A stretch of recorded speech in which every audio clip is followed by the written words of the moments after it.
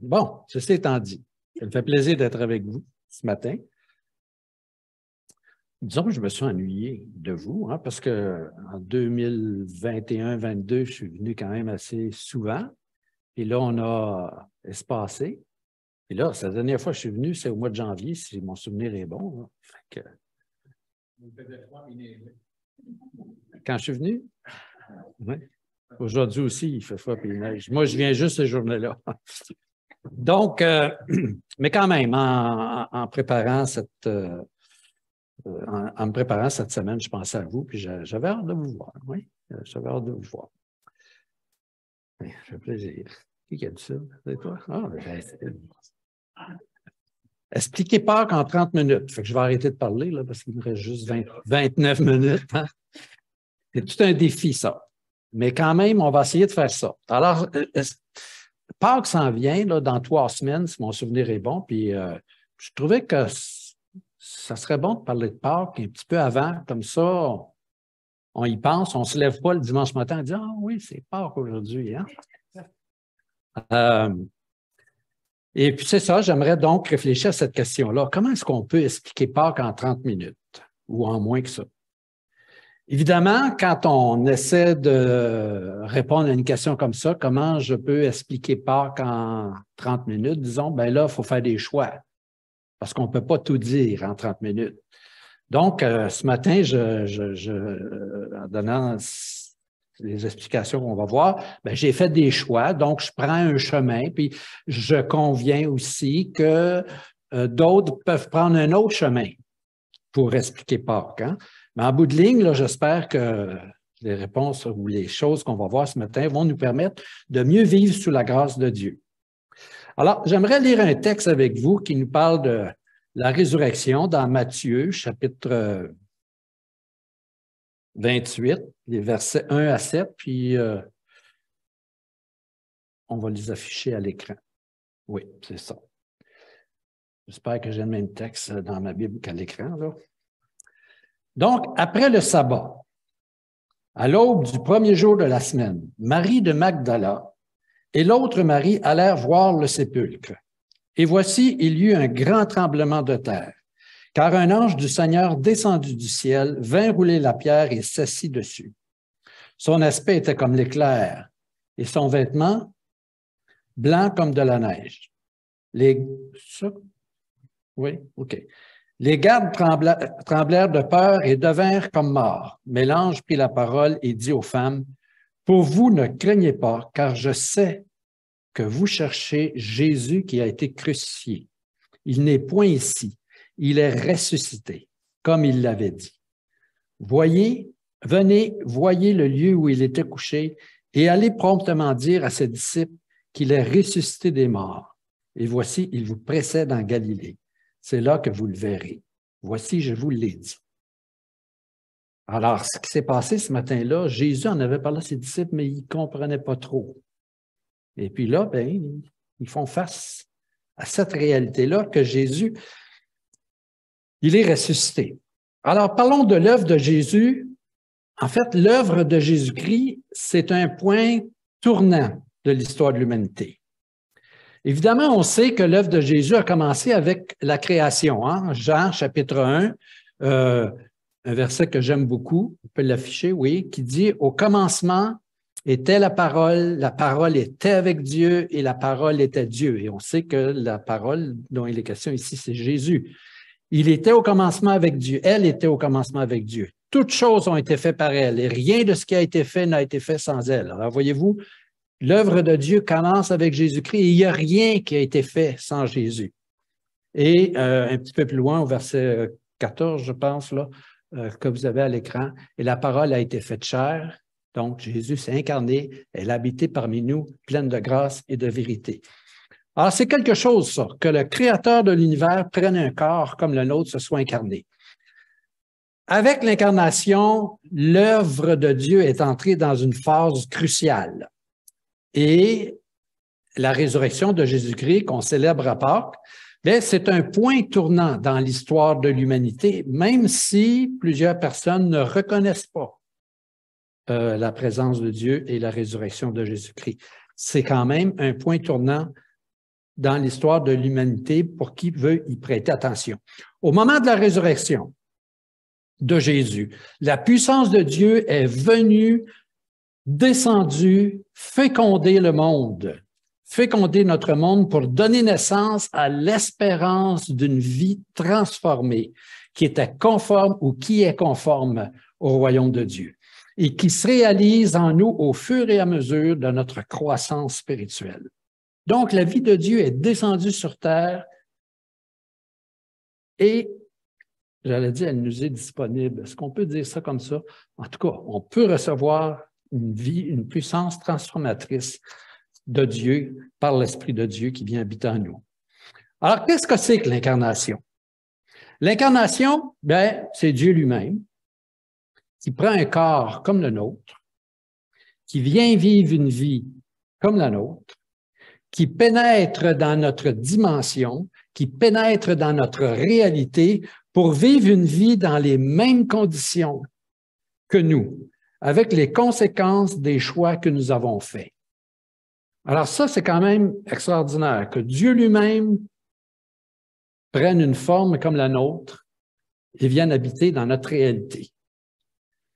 Vivre dans cette réalité avec les conséquences des choix que nous, comme êtres humains, on a fait. C'est-à-dire vivre la réalité humaine telle que nous la connaissons. C'est ça que Jésus a vécu avec ses joies. Prochaine diapositive, s'il vous plaît. Voyez-vous? Est-ce qu'on est capable de la lire? Oui, avec ses joies, avec ses plaisirs, avec ses opportunités, avec ses bonheurs. Hein? Notre réalité, là, il y a ça, il y a des joies. Stéphane nous a partagé une joie. Ce matin, on a chanté, puis il y avait certains chants, moi, qui m'ont donné de la joie. Il y a des joies, il y a du plaisir, il y a des belles occasions qui se présentent à nous, des opportunités, il y a du bonheur. Mais notre réalité, elle est aussi entachée par le mal, par la violence, par la souffrance, par les guerres, par les injustices, par l'exploitation des plus faibles, et on pourrait continuer. Et Jésus, il est venu habiter dans cette réalité-là. C'est ce que le Nouveau Testament, ce qu'on vient de décrire ici, là, la réalité, avec ses joies et ses côtés plutôt négatifs, c'est ce que le Nouveau Testament appelle parfois le présent siècle, le monde actuel. Je ne sais pas si vous avez déjà lu dans le Nouveau Testament cette expression-là. Même que dans Galates, l'apôtre Paul dit que Jésus, il s'est donné lui-même pour nos péchés afin de nous arracher du présent siècle mauvais. Et il est mauvais, ce présent siècle-là, non pas parce que Dieu l'a créé comme ça, mais parce que le mal est entré, pas tout de suite celle-là, parce que le mal est entré dans le monde avec le péché. Alors, comment est-ce qu'on peut décrire notre réalité? On vient de commencer à la décrire, là, mais cette réalité, ce n'est pas celle que Dieu souhaitait à l'origine. C'est la réalité telle qu'elle est devenue après que les êtres humains eurent fait le choix de ne pas accepter l'offre que Dieu leur faisait. C'est comme si, quand Dieu a créé les êtres humains, il les a placés devant deux options. Il leur a laissé un choix. Vivre avec lui, si on simplifie, là, vivre avec lui ou vivre sans lui. Et chacune de ces options avait des conséquences. Et Dieu a laissé les êtres humains libres de choisir l'option qu'ils ou qu'elles souhaitaient vivre, avec évidemment les conséquences. C'est la responsabilité, ça. Il y a des choix, on est libre de faire des choix, mais avec chaque choix vient aussi des conséquences. Certaines heureuses, certaines moins heureuses. Pour que les notions de liberté et de libre choix aient un sens, il fallait que ce choix devant lequel Dieu nous plaçait, dépende de nous et non pas d'une autre personne. C'est nous qui faisions ce choix-là et il fallait aussi que les conséquences soient réelles. Sinon, il n'y a plus de libre choix, puis il n'y a plus non plus de libre arbitre, etc. Donc, l'option qui a été choisie, comme vous le savez, ce n'est pas, ou en fait, c'est de ne pas se soucier de Dieu. Les êtres humains ont choisi ça. Et c'est ce que le chapitre 3 de la Genèse nous raconte. Regardez ça, là. Non, non. Hein? Non, on va faire autre chose que ce que Dieu voulait que l'on fasse. De ne pas prendre en considération les instructions que Dieu avait laissées pour les êtres humains, pour notre bonheur et aussi pour celui des autres. Le résultat de ce choix-là, c'est le monde tel que nous le connaissons.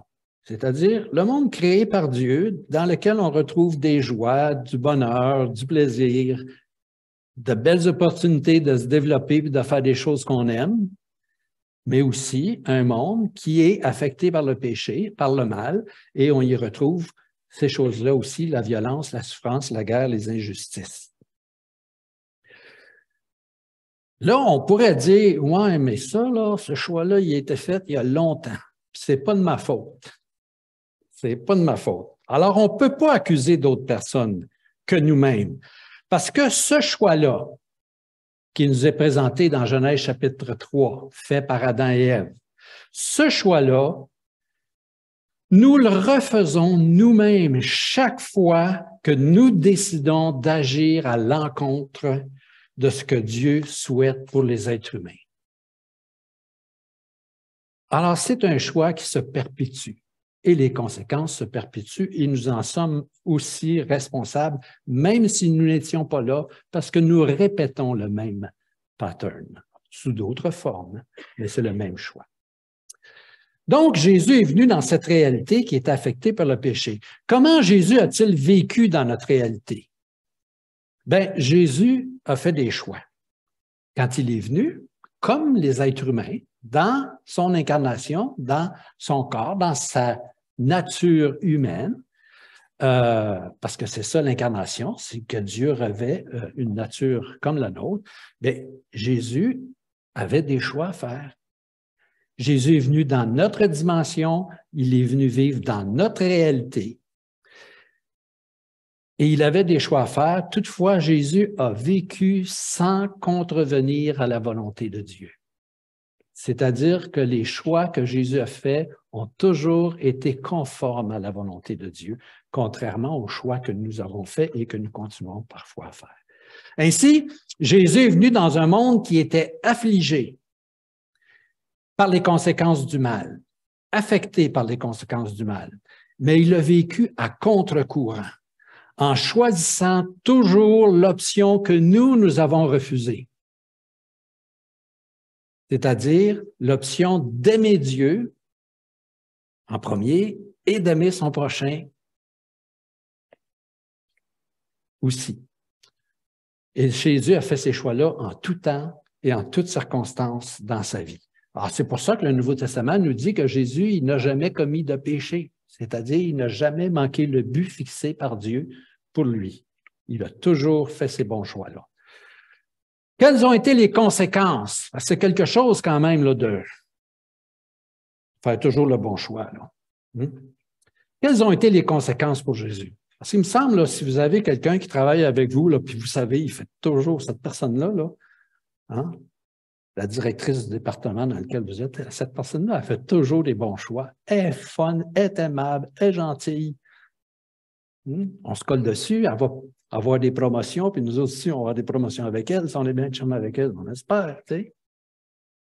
Quelles ont été les conséquences pour Jésus de toujours faire des bons choix?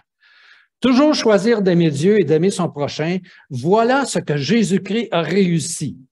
Mais où cela l'a-t-il conduit? À la crucifixion. C'est là que ça l'a conduit. On pourrait peut-être appeler ça un paradoxe. Hein? Tu fais les bons choix, le résultat, c'est la crucifixion. Pourquoi? Pourquoi les êtres humains ont-ils décidé de choisir de crucifier Jésus à l'époque où Jésus était là? Parce que les êtres humains n'acceptent pas d'être confrontés, d'être remis en question par la vie et l'enseignement de Jésus-Christ, qui représente le bien ultime. Et c'est la même chose aujourd'hui. Les gens, là, certaines personnes s'ouvrent, puis vous êtes ouverts à l'Évangile. Mais il y a des personnes qui réagissent très négativement. On ne sait pas pourquoi, des fois. On se demande qu'est-ce qu'on a dit. C'était pas si pire que ça. On a juste dit que Dieu les aimait ou je ne sais pas quoi. Et là, ils sont montés, là. Hein? Alors, c'est la même chose à l'époque de Jésus. Les gens n'aiment pas, n'acceptent pas d'être confrontés, remis en question. Même si, en principe, nous, les êtres humains, nous sommes d'accord de vivre en étant guidés par l'amour. Hein? Demandez ça à n'importe quel collègue au travail. Vous allez voir, tout le monde est d'accord de vivre avec les principes de l'amour. Mais dans la pratique, cela nous demande trop de renoncer à nos propres intérêts. Et quelque part, même si on a ce beau principe qu'il faut vivre selon l'amour, quelque part, on triche et on glisse et on s'éloigne de ce principe-là. On n'a pas en nous cette ressource nécessaire pour vivre. La crucifixion, donc, c'est le rejet de Jésus et le rejet de Dieu.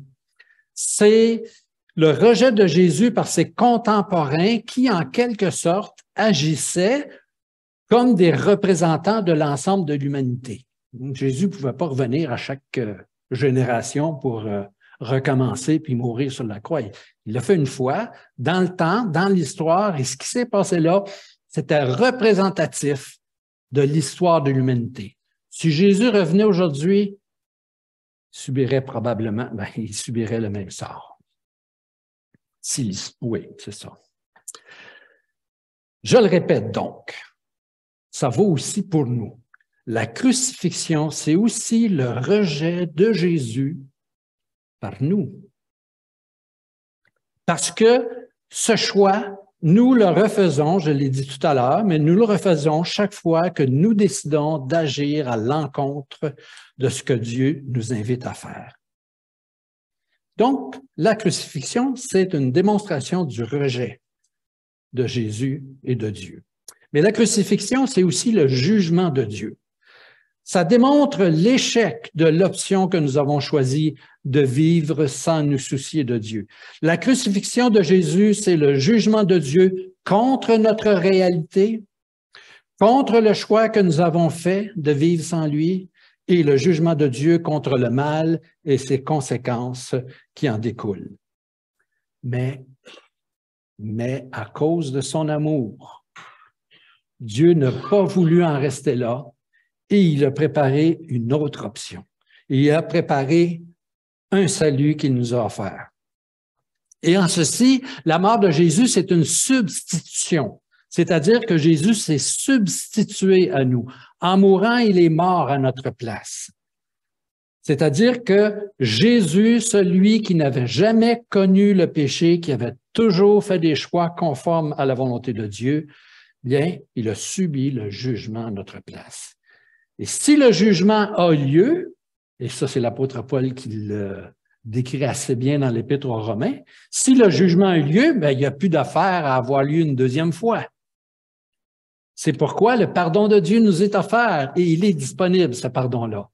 Voilà pourquoi l'œuvre de Dieu de Jésus-Christ est un point tournant dans l'histoire de l'humanité. C'est-à-dire que le jugement du mal dans le monde, dans la personne de Jésus au moment de sa crucifixion, nous permet un nouveau départ. La résurrection, donc, qui vient après la crucifixion, c'est la vie de Dieu qui émerge du désastre. Il y a eu un désastre et la vie de Dieu émerge de ce désastre-là. Et c'est ça la résurrection. Après le jugement, c'est-à-dire après la mort de Jésus, est venue la résurrection. Et la résurrection, c'est une nouvelle vie qui émerge de Dieu lui-même. Une vie qui est produite par l'Esprit de Dieu. Une nouvelle option qui s'offre à nous. Une possibilité de repartir à neuf. Il n'y a pas un cantique qui dit « Si tu veux ». Non. Ouais, c'est ça. C'est ça. Je vais laisser Marc le chanter parce que j'ai déjà essayé de chanter. C'est le nouveau projet de Dieu qui vient transformer la tragédie que nous avons fait subir à son projet initial. C'est une nouvelle vie qui vient remplacer la mort. C'est une option qui est là devant nous maintenant et on peut la choisir. Le jour où nous recevons Jésus-Christ comme Sauveur, l'Esprit de Dieu vient habiter en nous et sa vie vient animer notre propre vie et émerge en nous. Et dès lors, il y a deux principes qui s'opposent en nous. Le principe de la vie du siècle présent ou du monde présent, avec les choses positives, mais aussi les choses négatives, le mal, la violence, l'irritation, les injustices, la jalousie, l'impatience et toutes ces choses, l'orgueil. Donc, il y a ce principe-là qui agit en nous, mais il y a aussi en même temps la vie nouvelle du royaume de Dieu, avec ses aspirations à vivre pour Dieu, qui, elle, est produite par le Saint-Esprit en nous. Alors, les récits, les enseignements de Jésus et des apôtres qui se trouvent dans le Nouveau Testament servent à nous expliquer les tenants et aboutissants de cette nouvelle vie-là. Pourquoi Jésus est mort et quelles en sont les conséquences pour nous? C'est ça que le Nouveau Testament explique. Par l'œuvre de Jésus-Christ, nous entrons dans le monde à venir. Grâce à ce que Jésus-Christ a accompli par sa mort et sa résurrection, nous entrons dans le monde à venir. Et là, je vais essayer d'illustrer ça par un petit schéma que vous ne retrouverez pas dans le Nouveau Testament comme tel, parce que le Nouveau Testament n'utilisait pas de schéma, mais qui explique un peu ce qui s'est passé. D'abord, on a ce qu'on appelle dans la Bible le siècle présent, c'est-à-dire la vie telle qu'on la connaît, on vient de la décrire là. Ça, le Nouveau Testament appelle ça le siècle présent. C'est notre vie. Mais il existe aussi une autre réalité dans le Nouveau Testament qu'on pourrait appeler le siècle présent, donc le siècle à venir. En fait, le siècle à venir, c'est la dimension de Dieu. Non, c'est correct. Oui, France. C'est correct. C'est la dimension de Dieu. Puis cette dimension de Dieu, ben, elle a toujours existé. Puis, ben, elle continue. Dans le Nouveau Testament, on l'appelle le siècle à venir parce que les croyants, un jour, on va passer entièrement dans cette réalité-là et la réalité actuelle qu'on appelle le siècle présent va disparaître. Et là va arriver, ce que le Nouveau Testament appelle le jugement, puis l'enlèvement de l'Église, puis tout ça. Mais ça, on va passer dans le siècle à venir. Donc, c'est la dimension de la vie de Dieu, de la réalité de Dieu. Le Nouveau Testament nous dit que il y a un événement quelque part qui s'est produit. On y va. La venue du Messie. Un petit clic encore, peut-être? Oui. Okay. Oh non. OK. On va juste reculer si c'est possible. Parce qu'il est supposé avoir une petite barre, là, mais tout à l'heure, on l'avait vu, puis elle ne marche pas. C'est pas grave. Bien, envoie donc la jaune, tiens. OK. OK, on va rester là pour l'instant. Ça, c'est la venue du Messie. OK? Qu'est-ce que ça veut dire, cette barre-là, là?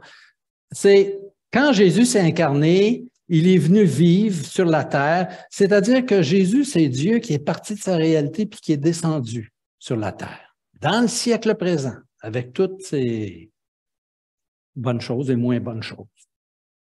Jésus est venu. Jésus a vécu, il a été crucifié, il est ressuscité, puis quand il est ressuscité, puis c'est ça que l'animation était supposée de montrer, mais ça n'a pas marché, c'est correct. Jésus est remonté vers son Père. Ça va jusque-là, ce qu'on appelle l'ascension. C'est ça qui s'est produit là, à l'époque de Jésus. Puis une fois que Jésus, je ne sais pas si vous vous rappelez, là, mais les disciples étaient un petit peu inquiètes. Parce qu'ils ont dit, ouais, mais on ne sait pas où tu vas, montre-nous le chemin. Puis là, Jésus il répond, mais ça fait longtemps que je suis avec vous autres, puis tu ne sais pas encore le chemin, mais montre-nous le Père. Ça fait 3 ans que je suis avec vous, puis vous ne m'avez pas encore connu, puis vous voulez que vous me dites, montre-moi le Père. Alors, les disciples t'inquiètent, puis Jésus dit, inquiétez-vous pas, parce qu'il y a une puissance qui va venir. Quand je vais être retourné auprès de mon Père, il y a une puissance qui va venir. Je vais me tasser. Je compris le message. Il y a une puissance qui va venir, c'est la puissance de l'Esprit de Dieu, c'est-à-dire la vie de Dieu va venir habiter en vous. Je ne vous laisserai pas seul. Alors, c'est ça là que j'ai mis en jaune, là. Et là, peut-être que la petite ligne jaune elle va apparaître, là. C'était pour essayer d'illustrer. Un petit clic. Ça ne marche pas. Ah, bon, OK, on va laisser ça quand même, comme ça. La petite ligne jaune, ça représente la venue du Saint-Esprit. Puis là, Jésus a dit à ses disciples qui étaient inquiets, le Saint-Esprit va venir, il va habiter parmi vous, il va vous guider dans toute la vérité, etc. Puis moi, un jour, je vais revenir vous chercher. C'est ça qu'on appelle la seconde venue de Jésus. Ça va jusque-là? Bon, mais là, entre la venue du Saint-Esprit, puis souvent on considère ça comme un événement, là. La mort, la résurrection, l'ascension, puis la Pentecôte, c'est sûr que ça a pris plusieurs semaines, mais on considère ça comme un événement qui se rapporte à peu près à la première venue de Jésus. Entre la première venue de Jésus et la seconde venue de Jésus, il y a une période, là, voyez-vous, un petit intervalle, là. Je pense qu'il se faisait avoir, on peut même y mettre de la couleur à cet intervalle-là pour qu'on puisse être sûr de le voir. Ah oui, voilà, on va rester là pour l'instant.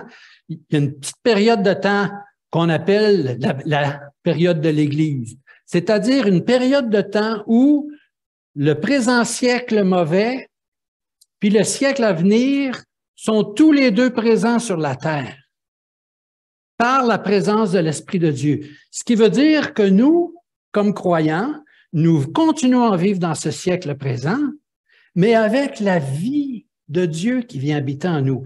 Et ça se produit comme ça pendant toute cette période qu'on appelle la période de l'Église. Et quand le Messie va revenir, ben là, ça va être l'enlèvement de l'Église. On va aller retrouver le Seigneur auprès enfin, on va être avec lui, puis pour l'éternité. Puis, clique donc encore. Bon, j'ai mis ça un petit peu de jaune, un petit peu de gris là, pour montrer là, que c'était un peu mélangé. Là, tu sais. C'est-à-dire que en nous, là, présentement, nous avons la vie naturelle, le présent siècle mauvais, mais nous avons aussi la puissance de Dieu. Et ça, c'est extraordinaire. C'est une nouvelle vie, un nouveau départ. Et c'est ça les conséquences de Pâques. C'est que l'Esprit de Dieu là, vient habiter en nous et nous donne cette nouvelle force, cette nouvelle puissance pour nous transformer de jour en jour à la ressemblance de Jésus. Alors, grâce à Jésus, grâce à lui, la vie du royaume de Dieu, elle est disponible pour nous. Alors, comment participer à la vie du royaume de Dieu? Bien, c'est relativement simple. Est-il possible pour nous de reproduire cette vie de Dieu? Non, c'est pas possible. C'est impossible de reproduire la vie de Dieu en nous. On ne peut pas produire la puissance nécessaire pour créer une nouvelle vie qui va nous affranchir du péché. Pourtant, elle est accessible, cette vie-là. L'accès à cette nouvelle vie repose sur un nouveau choix que nous pouvons faire. Et ce choix, bien, c'est qu'allons-nous décider de Jésus-Christ. Le jour où nous nous engageons à recevoir Jésus comme notre Seigneur, comme notre Sauveur, que nous faisons le choix de vivre pour lui, l'Esprit de Dieu vient habiter en nous, oui. Et il nous transforme. Alors, le point de départ pour entrer dans cette nouvelle vie, bien, c'est la décision, donc un choix, de remettre notre vie présente à Dieu, de reconnaître que nous ne vivons pas selon sa volonté et de nous soumettre à son règne dans notre vie. Et c'est ce qu'on fait le jour où on dit « Seigneur, entre dans ma vie ». Madame Roland a fait ça il y a plus que 50 ans. Hein? D'autres, de façon plus récente, Stéphane nous a parlé de quelqu'un qui a fait cette décision-là. Là, il reste à grandir et à vivre dans cette vie-là. Le moment où nous prenons cette décision, le pardon des péchés qui nous séparent de Dieu nous est accordé grâce à l'œuvre de Jésus-Christ, c'est-à-dire l'expiation. Le Saint-Esprit nous est accordé pour nous transformer. Et dès lors, nous commençons une transformation qui conduit à une manifestation progressive de la vie du royaume de Dieu en nous. C'est ce que le Nouveau Testament appelle la sanctification. Hein? Le Nouveau Testament, Paul y écrit ça des fois, là, de progresser dans la sanctification. C'est quoi la sanctification? C'est la vie de Dieu qui se manifeste en nous et notre croissance spirituelle fait qu'on s'éloigne du mal, on s'éloigne du péché pour devenir de plus en plus semblable à l'image de Jésus. N'oublions pas que le royaume de Dieu, comme a dit Jésus, ne vient pas de manière à frapper les regards. Ce qui veut dire que ça ne se fait pas du jour au lendemain, ça. Ça prend un certain temps. Cette nouvelle vie qui coule en nous grâce au Saint-Esprit, grâce à la résurrection de Jésus-Christ, se développe en nous progressivement, graduellement, jour après jour. Voilà le message de Pâques expliqué en 30 minutes et 51 secondes.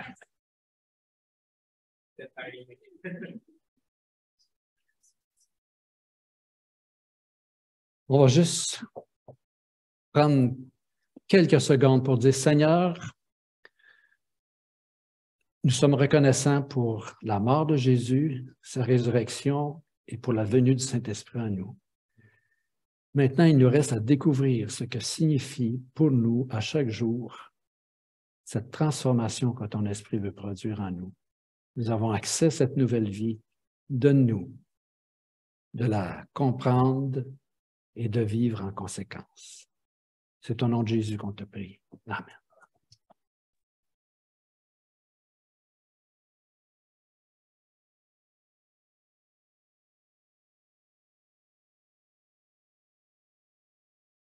Je sais de mémoire aussi qu'il y avait... Oh, c'est parti. On en a parlé, Zoom. Les mercredis soirs, ça aussi, c'est bon. Oui, on est rendu à la prochaine. Alors, la semaine prochaine, c'est Richard Laurie. Tout le monde connaît Richard. C'est un passionné d'histoire, l'histoire en général, mais surtout de l'histoire de l'Évangile au Québec. Cet après-midi, tout le monde est au courant qu'il y a une petite réunion sympathique, l'AGA, l'Assemblée générale annuelle de notre Église. C'est tout de suite après le repas. Il y a un repas qui va être permis cet après-midi avec les tables qui sont déjà prêtes. On va manger du poulet. Assemblée générale aussi de l'Association des Églises des Frères Ménonites du Québec, qui se fait mardi soir, qui s'en vient. Et Stéphane va être notre délégué. C'est bon, Stéphane? Toujours prête? Amen. Approchons-nous, c'est un temps de prière avec nos églises pour nos ministères. Ça se fait à Westside, à Montréal, mais ça se fait sur Zoom, je crois. C'est pas en direct, là. C'est ça? Je suis pas sûr, là. Je pense que l'autre fois, c'était fait sur Zoom. Est-ce qu'il y en a qui sont au courant? Alain, je pense que c'est sur Zoom, hein?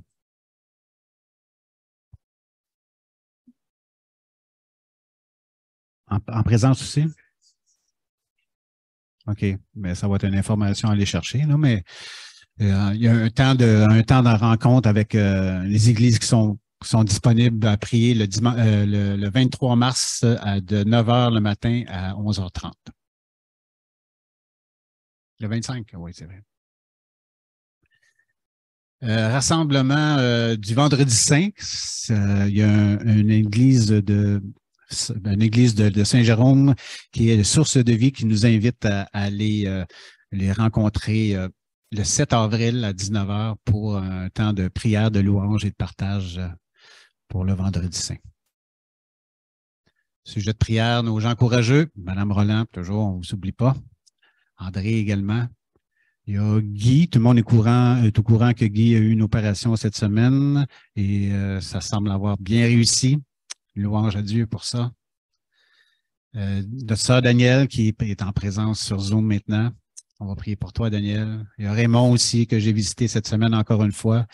Et ça va de mieux en mieux. C'est toujours surprenant de le voir là, dans son état qu'il était avant puis maintenant. Là. Et notre frère André aussi qu'on va prier.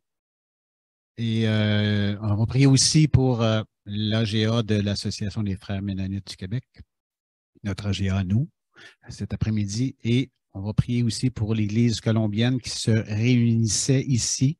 Mais selon ce que j'ai vu ce matin, je pense qu'ils ils terminent leur contrat avec nous. Je pense qu'ils ne viennent plus là. C'est terminé, ouais.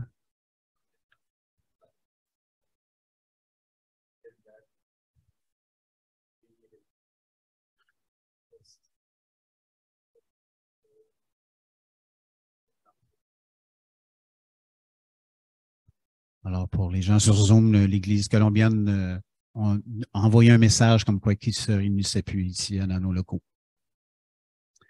Et il y avait Stéphane aussi qui avait un petit partage à faire, qui me mentionnait ce matin, mais...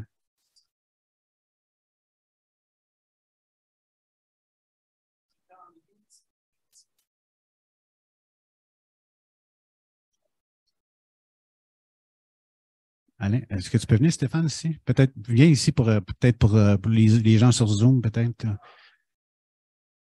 Oui, mais ils ne t'entendront pas, là. Le son et l'image. Je ne suis pas aussi grand. Excuse.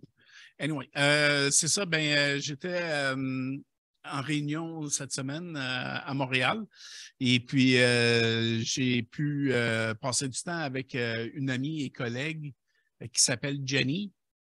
Et puis, elle a commencé à me parler des songes qu'elle a. Il faut comprendre que dans la culture Cri, la culture autochtone, sont beaucoup plus proches du monde spirituel. Donc, c'est ça, il y a bien des cérémonies qui sont dévouées à des esprits. Et puis, fait qu'il y a un combat spirituel qui est important. Et puis, mercredi, c'est ça, j'ai soupé avec elle.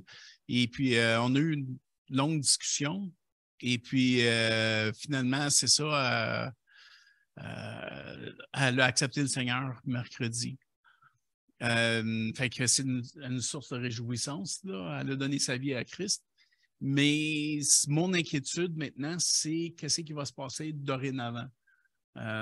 Parce qu'effectivement, avec toute le paraphernalia, ça doit se dire en français, là, tous les objets de culte aux esprits qu'elle va posséder, tout son background. Fait que là, on s'embarque dans un sens dans le combat spirituel. Fait, ce que je demande, c'est de la prière pour sa protection et aussi que je puisse rentrer en contact avec elle encore une fois parce qu'il y a le côté professionnel qui est là, qu'il faut que je fasse attention. Donc, c'est ça. Est-ce que je rentre en contact avec elle? Est-ce qu'elle... En tout cas, fait que c'est peut-être juste que le Seigneur me dirige un peu là, dans quelle direction aller là, sur ce côté-là, là, si je devrais prendre contact avec elle ou pas.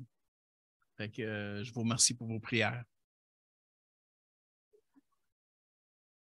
Jenny, oui. Alors, on pourra rajouter Jenny dans nos prières.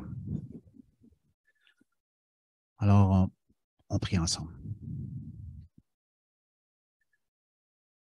Seigneur Dieu, tu nous donnes ce privilège-là de rentrer en contact avec toi par ce merveilleux moyen qu'est la prière. Et on veut te remettre, Seigneur, nos requêtes ce matin. Tu dis dans ta parole de te dire tout ce que l'on a sur le cœur, de décharger sur toi nos fardeaux. Et on veut le faire, Seigneur, avec confiance, avec foi, que toi, tu vas prendre ces requêtes-là et tu vas les amener en bénédiction, Père Saint. On veut te prier pour nos frères, nos sœurs qui sont dans la souffrance, soit physique ou morale, Seigneur. Je pense à Daniel qui vit des problèmes de santé. Seigneur, je te prie de faire du bien à cette femme, à cette sœur qui nous est si chère. Prends soin d'elle, Seigneur, dans son corps et aussi, Seigneur, dans sa famille.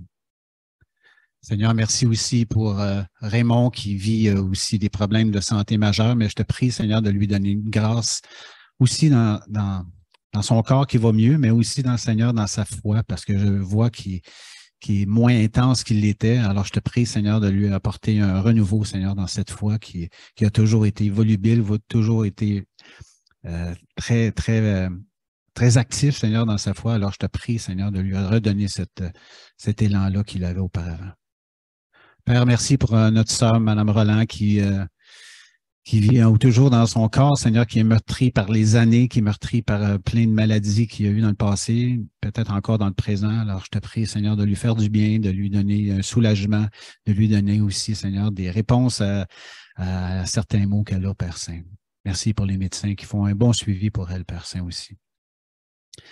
Seigneur, notre frère André aussi, qui vit des hauts et des bas dans sa santé, je te demande de l'accompagner, de lui apporter une pleine paix, Seigneur, dans ce qu'il vit, dans son quotidien. Viens, Seigneur, lui faire du bien. Seigneur, merci pour notre frère Guy qui a eu une opération cette semaine quand même assez majeure. Alors, je te prie, Seigneur, de le faire en sorte qu'il puisse recouvrir la santé pleinement, une bonne santé, et de faire en sorte, Seigneur, qu'il puisse revenir avec nous ici à l'Église, avec Ginette, Seigneur, qui nous manque tellement. Merci, Seigneur, de les accompagner, de leur donner ce qu'ils ont besoin dans le moment présent pour la récupération de cette opération. Seigneur, tu vois les moments qui sont à la réunion, autant pour notre association que pour notre Église. Père Saint, je te demande de bénir nos rencontres, de faire en sorte que tout se passe dans ta grâce, encore une fois, avec des solutions à nos problèmes, mais aussi, Seigneur, avec des défis et des projets pour les jours et les années à venir. Père, merci pour l'Église colombienne qui nous a accompagnés, ou qu'on les a accompagnés, ou on s'accompagne mutuellement, Seigneur, dans les derniers mois, mais maintenant, ils ont pris une décision d'arrêter de fréquenter le lieu ici. Alors, je te prie pour eux, Seigneur, on ne connaît pas la situation de cette Église-là, mais je te demande de la bénir, de leur donner une bonne continuité, Seigneur, ensemble. Je sais qu'ils avaient l'air assez unis. Alors, je te prie, Seigneur, pour le pasteur Wilson et cette Église-là, qu'ils soient bénis comme tu l'as fait pour nous, Père Saint. Merci pour notre frère Jean-Raymond aussi qui nous amène ta parole, ce qui nous amène, qui nous fait du bien, Seigneur, à chaque fois que tu viens nous visiter. Je te demande de lui donner plein esprit, plein d'assurance, Seigneur, à nous parler de ce qu'il a sur le cœur, de nous parler de toi, Seigneur, parler de ce que tu veux qu'on ait comme transformation dans notre vie, parce qu'à chaque fois, Seigneur, qu'on entend une prêche, c'est pour nous, c'est pour notre transformation. Merci, Seigneur, pour notre frère, qu'il soit béni dans notre assemblée. En Jésus, je te prie. Amen. Raymond, c'est à ton tour de nous parler d'amour.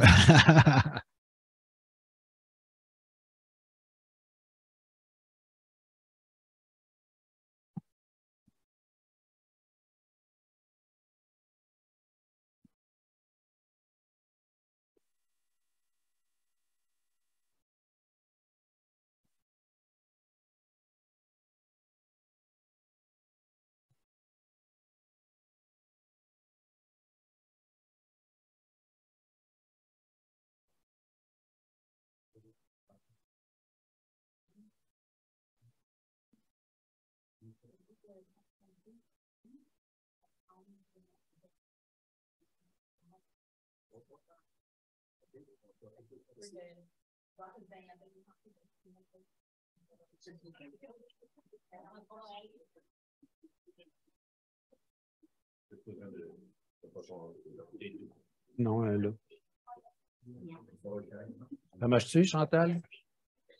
Là, je ne peux plus bouger, par exemple. Non, c'est beau. Parfait. C'est bon?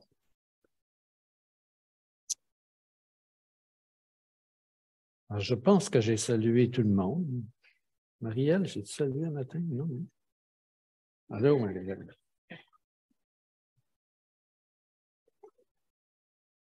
Oh, ben, j'ai essayé, puis tu te sauvais.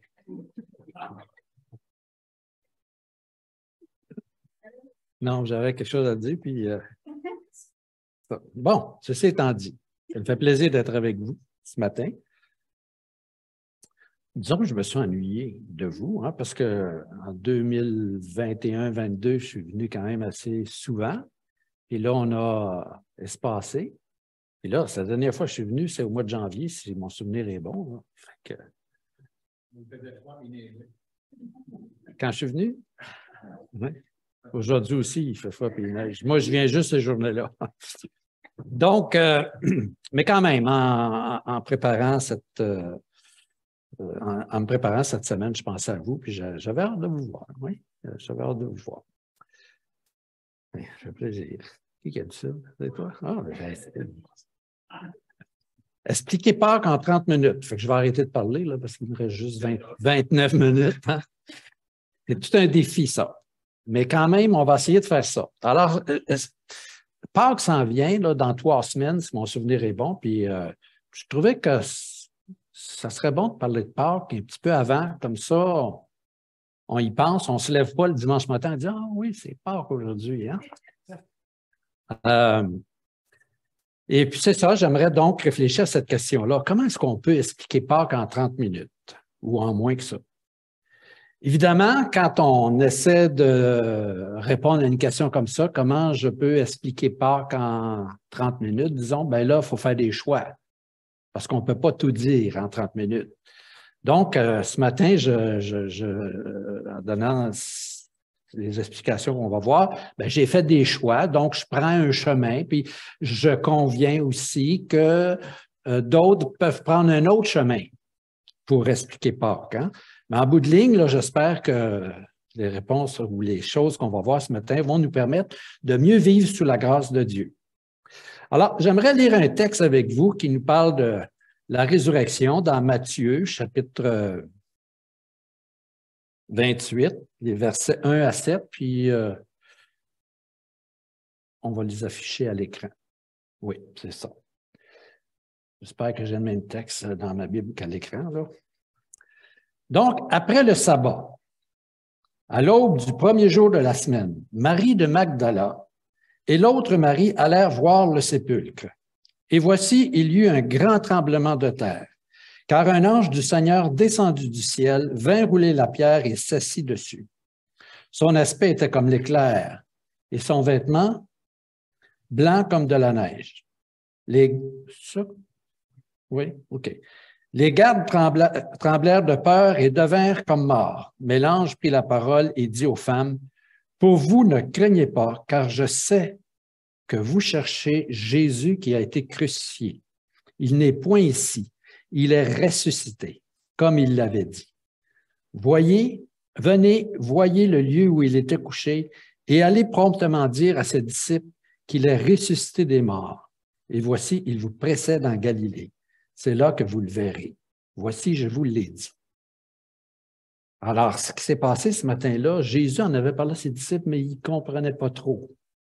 Et puis là, ben, ils font face à cette réalité-là que Jésus, il est ressuscité. Alors, parlons de l'œuvre de Jésus. En fait, l'œuvre de Jésus-Christ, c'est un point tournant de l'histoire de l'humanité.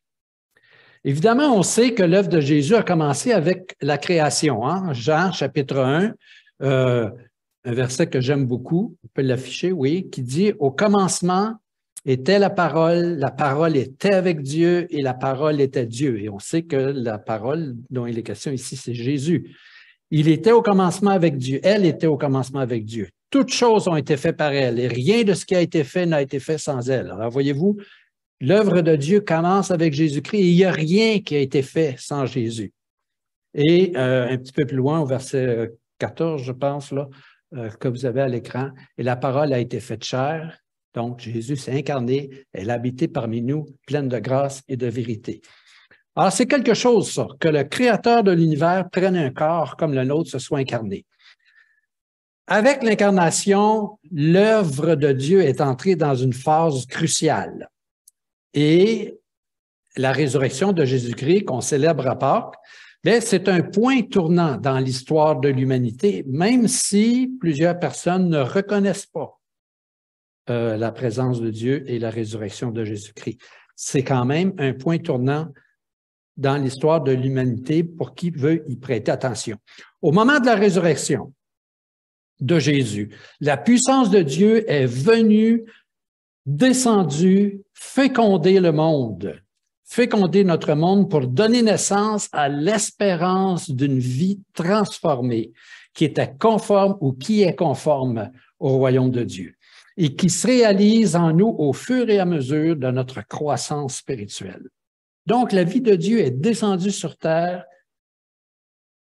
et, j'allais dire, elle nous est disponible. Est-ce qu'on peut dire ça comme ça? En tout cas, on peut recevoir une vie, une puissance transformatrice de Dieu par l'Esprit de Dieu qui vient habiter en nous. Alors, qu'est-ce que c'est que l'incarnation? L'incarnation, ben, c'est Dieu lui-même qui prend un corps comme le nôtre, qui vient vivre une vie comme la nôtre, qui pénètre dans notre dimension, qui pénètre dans notre réalité pour vivre une vie dans les mêmes conditions que nous, avec les conséquences des choix que nous avons faits. Alors ça, c'est quand même extraordinaire, que Dieu lui-même prenne une forme comme la nôtre et vienne habiter dans notre réalité. Vivre dans cette réalité avec les conséquences des choix que nous, comme êtres humains, on a fait. C'est-à-dire vivre la réalité humaine telle que nous la connaissons. C'est ça que Jésus a vécu avec ses joies. Prochaine diapositive, s'il vous plaît. Voyez-vous? Est-ce qu'on est capable de la lire? Oui, avec ses joies, avec ses plaisirs, avec ses opportunités, avec ses bonheurs. Hein? Notre réalité, là, il y a ça, il y a des joies. Stéphane nous a partagé une joie. Ce matin, on a chanté, puis il y avait certains chants, moi, qui m'ont donné de la joie. Il y a des joies, il y a du plaisir, il y a des belles occasions qui se présentent à nous, des opportunités, il y a du bonheur. Mais notre réalité, elle est aussi entachée par le mal, par la violence, par la souffrance, par les guerres, par les injustices, par l'exploitation des plus faibles, et on pourrait continuer. Et Jésus, il est venu habiter dans cette réalité-là. C'est ce que le Nouveau Testament, ce qu'on vient de décrire ici, là, la réalité, avec ses joies et ses côtés plutôt négatifs, c'est ce que le Nouveau Testament appelle parfois le présent siècle, le monde actuel. Je ne sais pas si vous avez déjà lu dans le Nouveau Testament cette expression-là. Même que dans Galates, l'apôtre Paul dit que Jésus il s'est donné lui-même pour nos péchés afin de nous arracher du présent siècle mauvais. Et il est mauvais, ce présent siècle-là, non pas parce que Dieu l'a créé comme ça, mais parce que le mal est entré, pas tout de suite celle-là, parce que le mal est entré dans le monde avec le péché. Alors, comment est-ce qu'on peut décrire notre réalité? On vient de commencer à la décrire, là, mais cette réalité, ce n'est pas celle que Dieu souhaitait à l'origine. C'est la réalité telle qu'elle est devenue après que les êtres humains eurent fait le choix de ne pas accepter l'offre que Dieu leur faisait. C'est comme si, quand Dieu a créé les êtres humains, il les a placés devant deux options. Il leur a laissé un choix. Vivre avec lui, si on simplifie, là, vivre avec lui ou vivre sans lui. Et chacune de ces options avait des conséquences. Et Dieu a laissé les êtres humains libres de choisir l'option qu'ils ou qu'elles souhaitaient vivre, avec évidemment les conséquences. C'est la responsabilité, ça. Il y a des choix, on est libre de faire des choix, mais avec chaque choix vient aussi des conséquences. Certaines heureuses, certaines moins heureuses.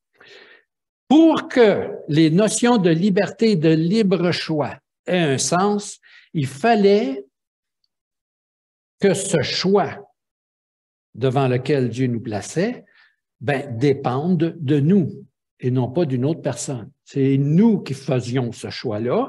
Et il fallait aussi que les conséquences soient réelles. Sinon, il n'y a plus de libre choix, puis il n'y a plus non plus de libre arbitre, etc. Donc, l'option qui a été choisie, comme vous le savez, ce n'est pas, ou en fait, c'est de ne pas se soucier de Dieu. Les êtres humains ont choisi ça.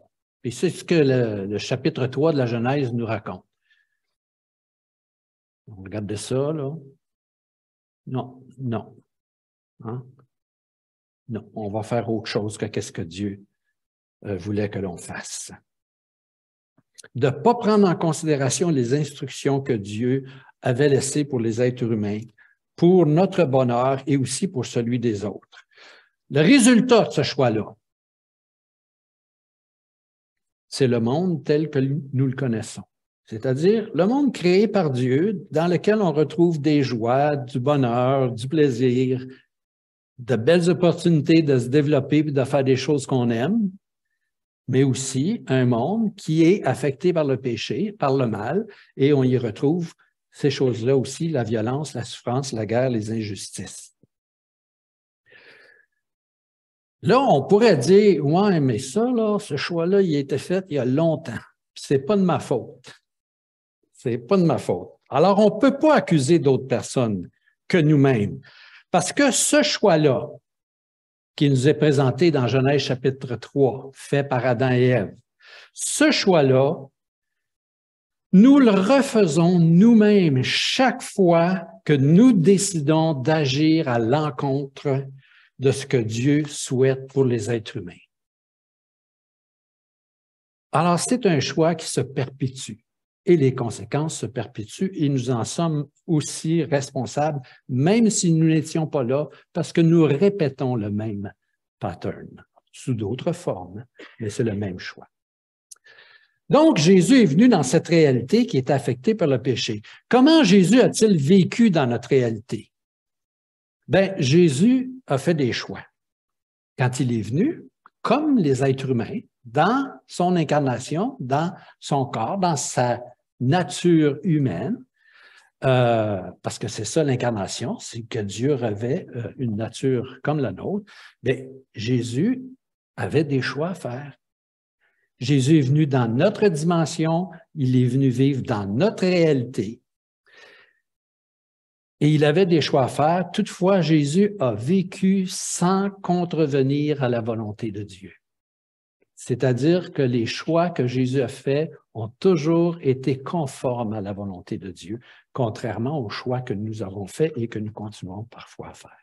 Ainsi, Jésus est venu dans un monde qui était affligé par les conséquences du mal, affecté par les conséquences du mal, mais il a vécu à contre-courant, en choisissant toujours l'option que nous avons refusée. C'est-à-dire l'option d'aimer Dieu en premier et d'aimer son prochain aussi. Et Jésus a fait ces choix-là en tout temps et en toutes circonstances dans sa vie. Alors, c'est pour ça que le Nouveau Testament nous dit que Jésus, il n'a jamais commis de péché, c'est-à-dire il n'a jamais manqué le but fixé par Dieu pour lui. Il a toujours fait ces bons choix-là. Quelles ont été les conséquences? C'est quelque chose quand même là, de faire toujours le bon choix. Là. Quelles ont été les conséquences pour Jésus? Parce qu'il me semble, là, si vous avez quelqu'un qui travaille avec vous, là, puis vous savez, il fait toujours cette personne-là, là, hein? La directrice du département dans lequel vous êtes, cette personne-là, elle fait toujours des bons choix. Elle est fun, elle est aimable, elle est gentille. On se colle dessus, elle va avoir des promotions, puis nous aussi, on va avoir des promotions avec elle, si on est bien chum avec elle, on espère. Tu sais. Quelles ont été les conséquences pour Jésus de toujours faire des bons choix? Toujours choisir d'aimer Dieu et d'aimer son prochain, voilà ce que Jésus-Christ a réussi. Mais où cela l'a-t-il conduit? À la crucifixion. C'est là que ça l'a conduit. On pourrait peut-être appeler ça un paradoxe. Hein? Tu fais les bons choix, le résultat, c'est la crucifixion. Pourquoi? Pourquoi les êtres humains ont-ils décidé de choisir de crucifier Jésus à l'époque où Jésus était là? Parce que les êtres humains n'acceptent pas d'être confrontés, d'être remis en question par la vie et l'enseignement de Jésus-Christ, qui représente le bien ultime. Et c'est la même chose aujourd'hui. Les gens, là, certaines personnes s'ouvrent, puis vous êtes ouverts à l'Évangile. Mais il y a des personnes qui réagissent très négativement. On ne sait pas pourquoi, des fois. On se demande qu'est-ce qu'on a dit. C'était pas si pire que ça. On a juste dit que Dieu les aimait ou je ne sais pas quoi. Et là, ils sont montés, là. Hein? Alors, c'est la même chose à l'époque de Jésus. Les gens n'aiment pas, n'acceptent pas d'être confrontés, remis en question. Même si, en principe, nous, les êtres humains, nous sommes d'accord de vivre en étant guidés par l'amour. Hein? Demandez ça à n'importe quel collègue au travail, n'importe quel collègue au travail.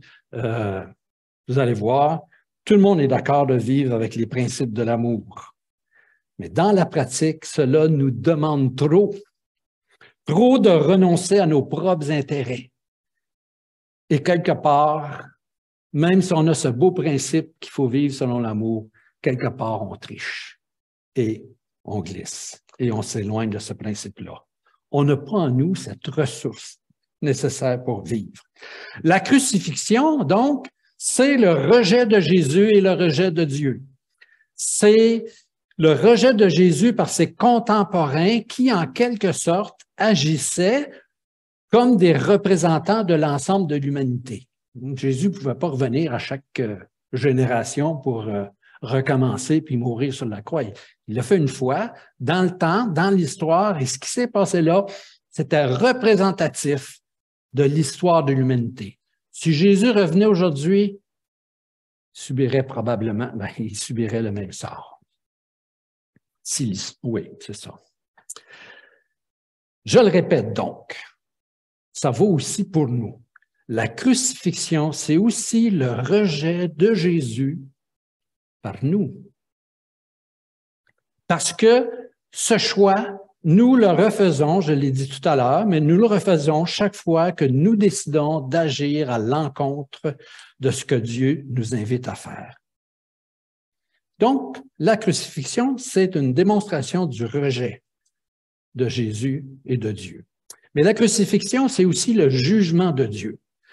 Ça démontre l'échec de l'option que nous avons choisie de vivre sans nous soucier de Dieu. La crucifixion de Jésus, c'est le jugement de Dieu contre notre réalité, contre le choix que nous avons fait de vivre sans lui, et le jugement de Dieu contre le mal et ses conséquences qui en découlent. Mais à cause de son amour, Dieu n'a pas voulu en rester là et il a préparé une autre option. Il a préparé un salut qu'il nous a offert. Et en ceci, la mort de Jésus, c'est une substitution. C'est-à-dire que Jésus s'est substitué à nous. En mourant, il est mort à notre place. C'est-à-dire que Jésus, celui qui n'avait jamais connu le péché, qui avait toujours fait des choix conformes à la volonté de Dieu, bien, il a subi le jugement à notre place.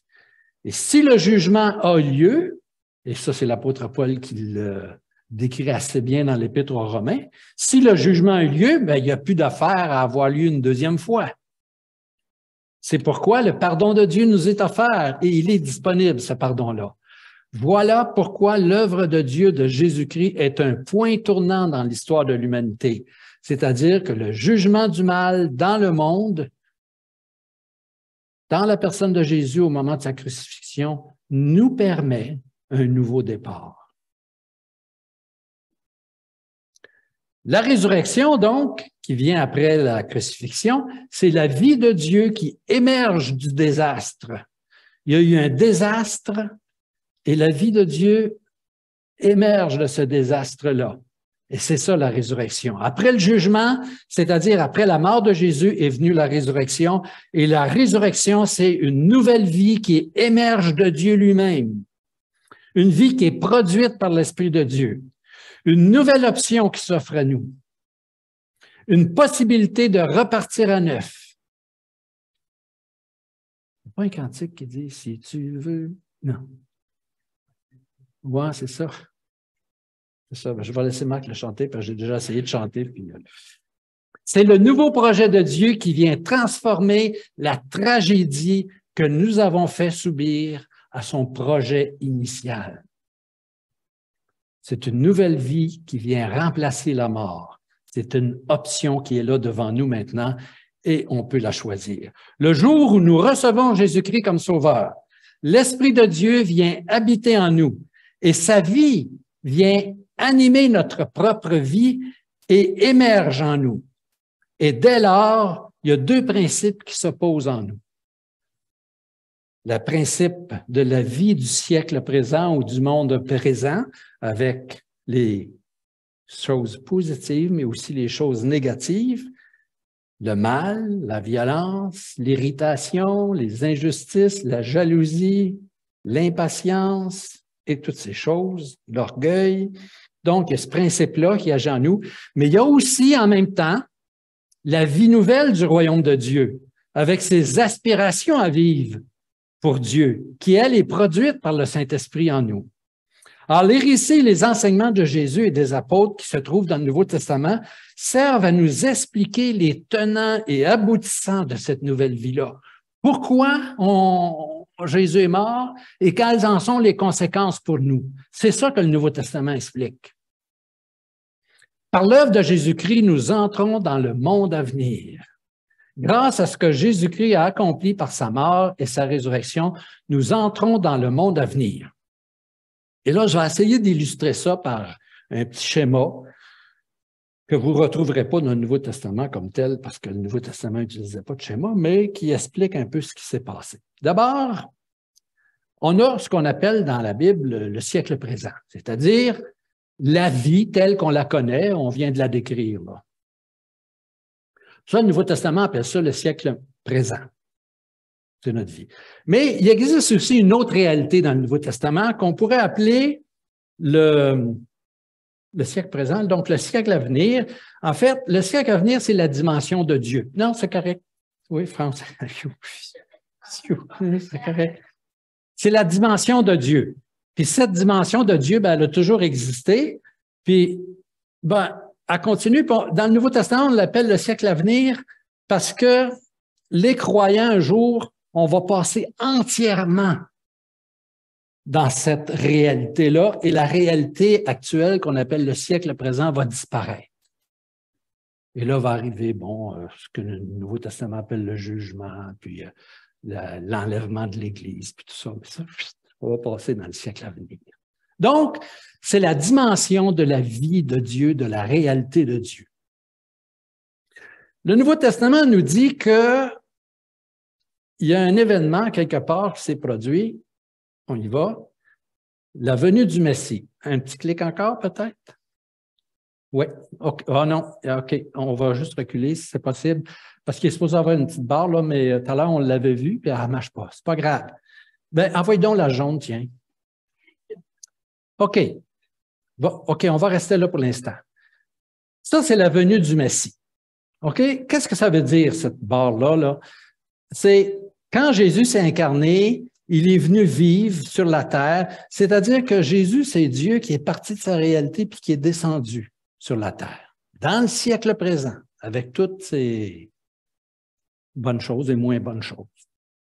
Jésus est venu. Jésus a vécu, il a été crucifié, il est ressuscité, puis quand il est ressuscité, puis c'est ça que l'animation était supposée de montrer, mais ça n'a pas marché, c'est correct. Jésus est remonté vers son Père. Ça va jusque-là, ce qu'on appelle l'ascension. C'est ça qui s'est produit là, à l'époque de Jésus. Puis une fois que Jésus, je ne sais pas si vous vous rappelez, là, mais les disciples étaient un petit peu inquiètes. Parce qu'ils ont dit, ouais, mais on ne sait pas où tu vas, montre-nous le chemin. Puis là, Jésus il répond, mais ça fait longtemps que je suis avec vous autres, puis tu ne sais pas encore le chemin, mais montre-nous le Père.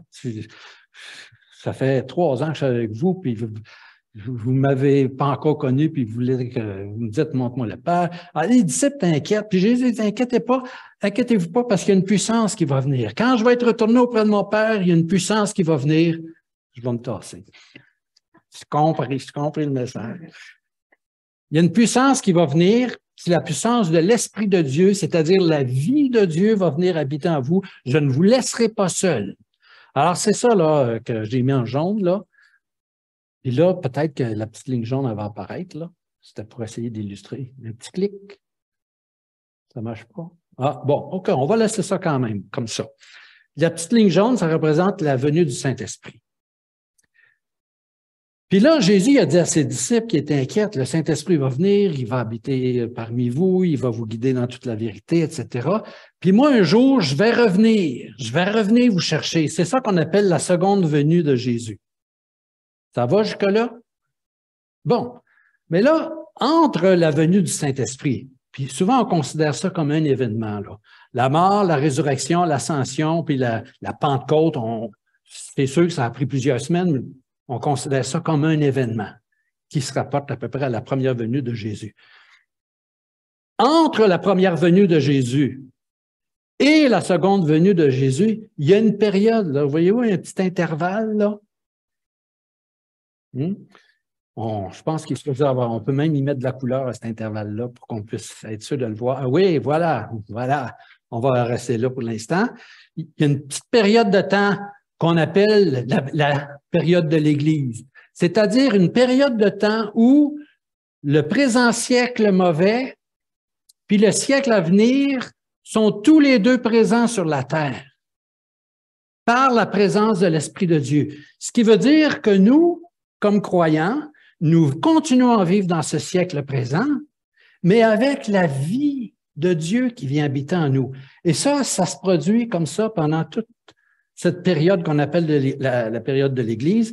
Et quand le Messie va revenir, ben là, ça va être l'enlèvement de l'Église. On va aller retrouver le Seigneur auprès enfin, on va être avec lui, puis pour l'éternité. Puis, clique donc encore. Bon, j'ai mis ça un petit peu de jaune, un petit peu de gris là, pour montrer là, que c'était un peu mélangé. Là, tu sais. C'est-à-dire que en nous, là, présentement, nous avons la vie naturelle, le présent siècle mauvais, mais nous avons aussi la puissance de Dieu. Et ça, c'est extraordinaire. C'est une nouvelle vie, un nouveau départ. Et c'est ça les conséquences de Pâques. C'est que l'Esprit de Dieu là, vient habiter en nous et nous donne cette nouvelle force, cette nouvelle puissance pour nous transformer de jour en jour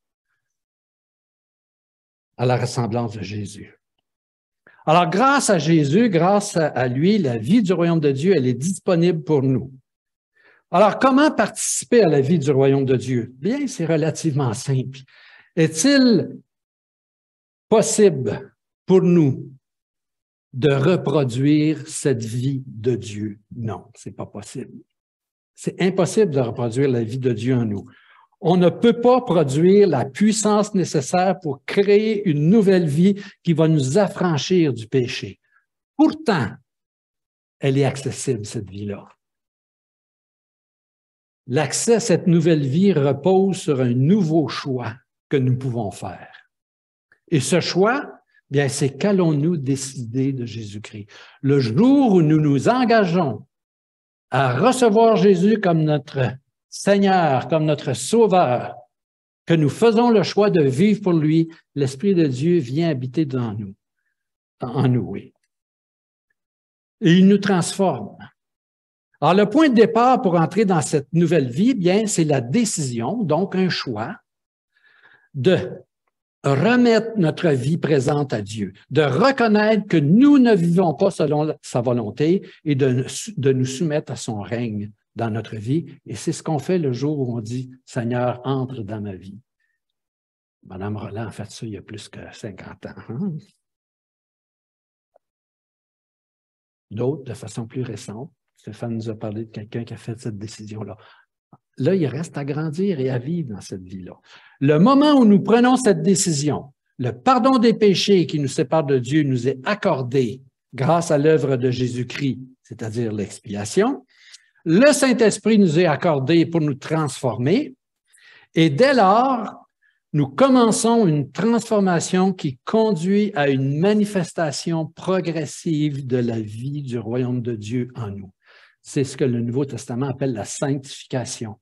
Hein? Le Nouveau Testament, Paul y écrit ça des fois, là, de progresser dans la sanctification. C'est quoi la sanctification? C'est la vie de Dieu qui se manifeste en nous et notre croissance spirituelle fait qu'on s'éloigne du mal, on s'éloigne du péché pour devenir de plus en plus semblable à l'image de Jésus. N'oublions pas que le royaume de Dieu, comme a dit Jésus, ne vient pas de manière à frapper les regards. Ce qui veut dire que ça ne se fait pas du jour au lendemain, ça. Ça prend un certain temps. Cette nouvelle vie qui coule en nous grâce au Saint-Esprit, grâce à la résurrection de Jésus-Christ, se développe en nous progressivement, graduellement, jour après jour. Voilà le message de Pâques expliqué en 30 minutes et 51 secondes.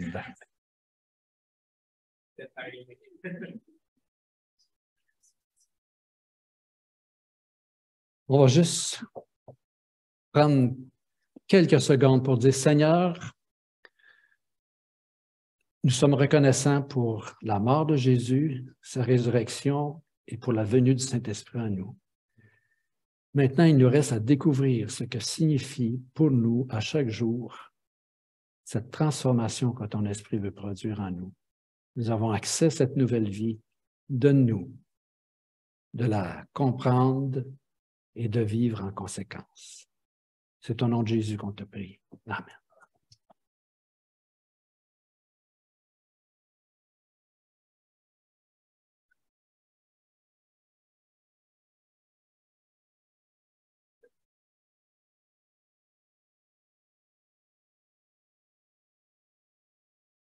Merci, Jean-Raymond.